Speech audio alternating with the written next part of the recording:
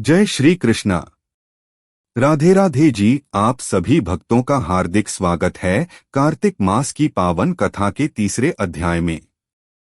भगवान श्री हरि विष्णु और श्री राधा कृष्ण की कृपा सदा आप और आपके परिवार पर बनी रहे। आज है कार्तिक मास की कथा का तीसरा दिन। जो भी भक्त पूरे श्रद्धा भाव से इस कथा को सुनता है उस पर भगवान स्वयं प्रसन्न होते हैं और उसके समस्त पाप नष्ट हो जाते हैं।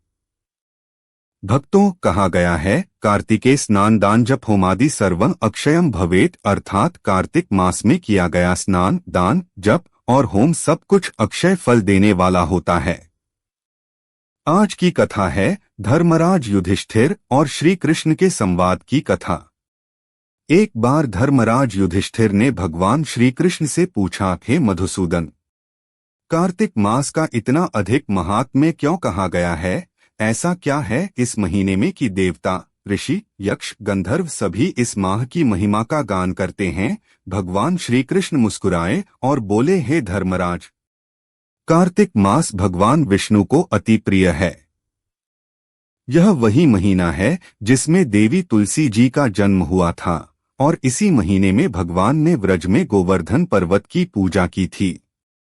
जो मनुष्य कार्तिक मास में प्रतिदिन ब्रह्म मुहूर्त में उठकर स्नान करता है, दीपदान करता है और तुलसी जी की परिक्रमा करता है, वह सहस्रों जन्मों के पापों से मुक्त हो जाता है। भगवान श्री कृष्ण ने आगे कहा, हे युधिष्ठिर, कार्तिक में जो मनुष्य दीपदान करता है वह मेरे धाम अर्थात गोलोक वृंदावन को प्राप्त करता है। जो व्यक्ति स्नान के बाद ओम नमो नारायणाय का जाप करता है उसके कुल के 100 पीढ़ी तक के पितर तृप्त हो जाते हैं। और जो व्यक्ति शाम के समय तुलसी के पास घी का दीपक जलाता है उसके घर में दरिद्रता कभी नहीं आती। कहा जाता है कि एक समय चित्रकेतु नामक राजा था। वह बहुत दानी और धर्मात्मा था, लेकिन एक अपराध के कारण उसे विष्णुलोक से पतित होकर असुर योनि में जन्म लेना पड़ा।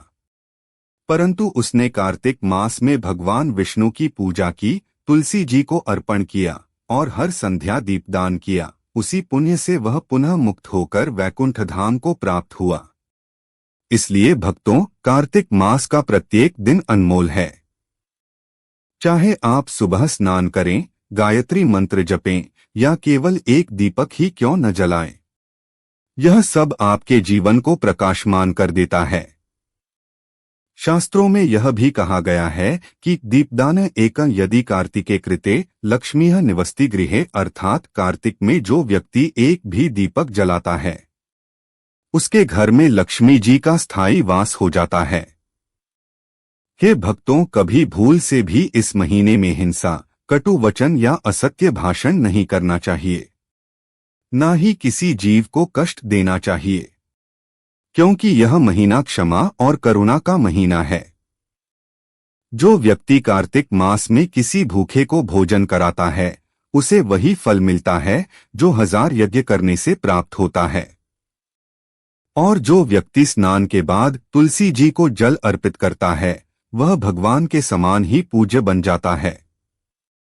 एक बार भगवान स्वयं तुलसी जी से बोले, हे तुलसी, जो भक्त तुम्हारी पूजा करेगा, तुम्हारे चरणों में जल चढ़ाएगा और दीप जलाकर आरती करेगा, वह भक्त सदा मेरे हृदय में वास करेगा।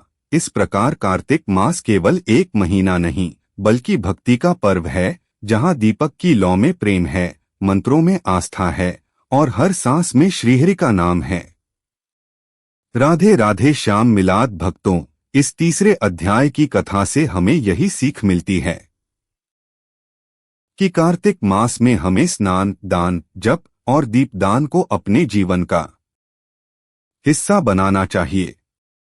जो व्यक्ति पूरे कार्तिक मास में प्रतिदिन हरि नाम का स्मरण करता है उसके जीवन से अंधकार स्वतः मिट जाता है।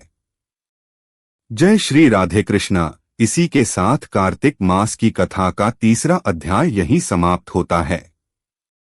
तुलसी महारानी की आरती। तुलसी महारानी नमो नमो हरि की पटरानी नमो नमो। तुलसी महारानी नमो नमो हरि की पटरानी नमो नमो नमो। धन्य तुलसी पूर्ण तप कीनो। धन्य तुलसी पूर्ण तप कीनो। शालिग्राम की बनी पटरानी नमो नमो। तुलसी महारानी नमो नमो हरि की पटरानी नमो नमो। जाके पत्र मंजरी कोमल। जाके पत्र मंजरी कोमल। श्रीपति कमल चरण लपटानी नमो नमो हरि की पटरानी नमो नमो। तुलसी महारानी नमो नमो। धूप दीप नैवेद्य आरती। धूप दीप नैवेद्य आरती। पुष्पन की बरसा बरसानी नमो नमो हरि की पटरानी नमो नमो। तुलसी महारानी नमो नमो। 56 भोग 3600 व्यंजन। 56 भोग 3600 व्यंजन बिन तुलसी हरि एक नमानी नमो नमो। तुलसी महारानी नमो नमो हरि की पटरानी नमो नमो। सभी सखी मैया तेरो यश गावे। सभी सखी मैया तेरो यश गावे। भक्ति दान दीजिए महारानी नमो नमो। तुलसी महारानी नमो नमो हरि की पटरानी नमो नमो नमो नमो। तुलसी महारानी नमो नमो। तुलसी महारानी तुलसी महारानी नमो नमो हरि की पटरा रानी नमो नमो। तुलसी महारानी नमो नमो हरि के पटरानी नमो नमो। प्रेम से बोलिए तुलसी मैया की जय। दोस्तों, आज की वीडियो अगर आपको पसंद आई हो तो वीडियो को लाइक कीजिएगा और ज्यादा से ज्यादा इस वीडियो को शेयर कीजिएगा। कल हम सुनेंगे चौथा अध्याय, जिसमें बताएंगे कैसे भगवान श्री कृष्ण ने गोवर्धन पर्वत की पूजा का आरंभ किया और इंद्र के अभिमान का नाश किया। तो भक्तों, कल की कथा सुनना न भूलें। राधे राधे। हरि हरि बोल। धन्यवाद।